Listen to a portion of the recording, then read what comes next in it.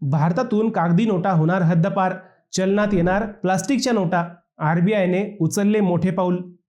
तुमच्या खिशातील कागदी नोटा लवकरच प्लास्टिकच्या होणार आहेत का? यावर मोठी अपडेट समोर आली आहे.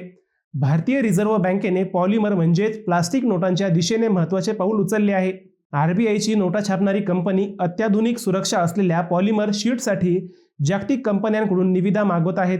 मात्र याचा अर्थ प्लास्टिक नोटा लगेच चलनात येणार आहेत असा नाही. सुरुवातीला मर्यादित प्रमाणात पॉलिमर शीटवर नोटा छापून त्यांची चाचणी केली जाणार आहे. ही चाचणी यशस्वी झाल्यास पुढील निर्णय घेतला जाईल.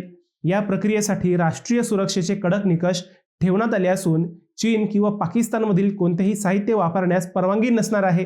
विशेष म्हणजे ऑस्ट्रेलिया, कॅनडा, सिंगापूर आणि 60हून अधिक देशांमध्ये पॉलिमर नोटांचा वापर आधीच सुरू आहे.